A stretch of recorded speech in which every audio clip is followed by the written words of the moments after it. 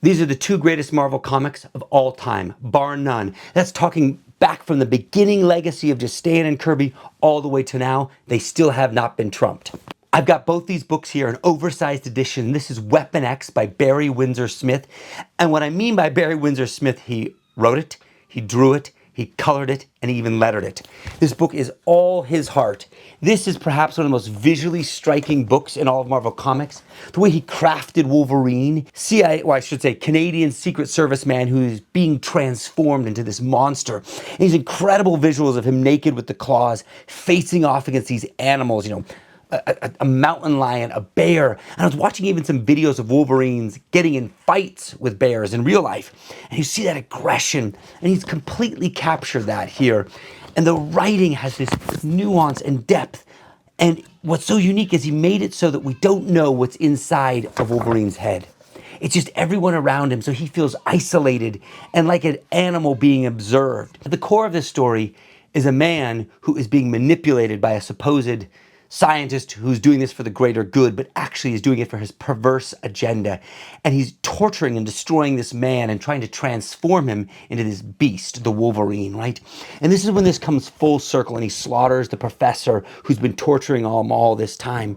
And I love how there is no words from Wolverine in this moment because he has become the animal this scientist has made him out to be, and then he pays the consequences for that. This is such an epic page here where it shows the adamantium being glued to his bones, the way Barry Windsor-Smith visualized that, and then with him jumping up here, all of this primal energy in the art.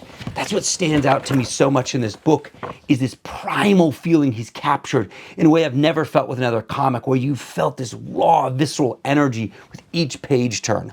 One of the most iconic images in Wolverine history, this moment where he tears through all of the guards, this primal beast has been unleashed. One of my favorite images in all of comic books, this double page spread of Wolverine here close up with the claws. What an incredible moment. Another thing that he did so well is he took this primal character, the Wolverine, and then added all this sci-fi gadgetry to him, especially this helmet, which has become so iconic of the character. So it took this futuristic world and smashed it into this primal barbaric world. What an amazing book. Grey Hulk by Tim Sale and Jeph Loeb. This is their penultimate work together here. It is a masterwork. The Incredible Hulk is my favorite character in the Marvel Universe, and this is the finest story.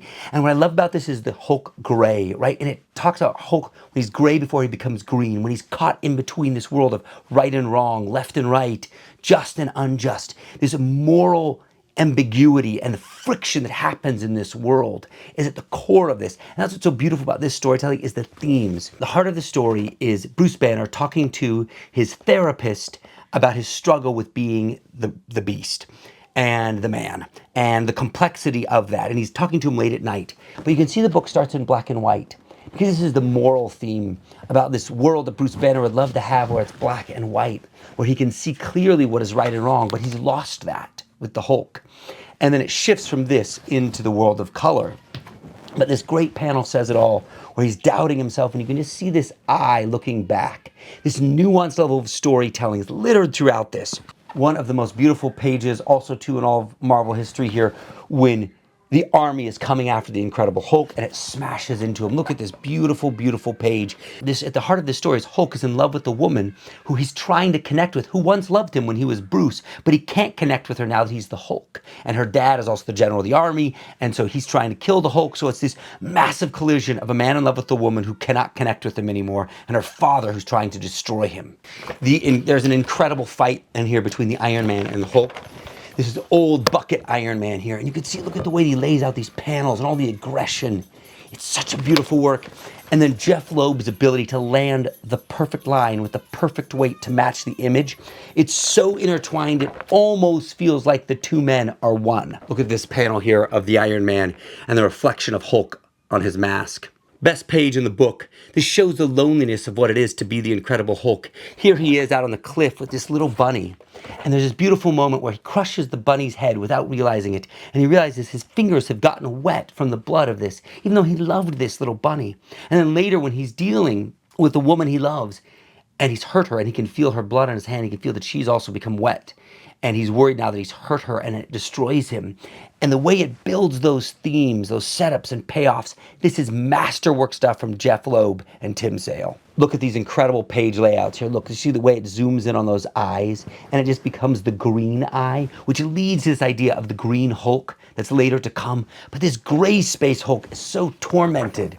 And because of this tormenting and loneliness, there's a depth to this character that no one else, I think, has ever brought to it. If you can get a hold of these in the oversized edition so you can really explore the art, these books will live on your shelf for decades to come. They've stood for decades and will for many more to come.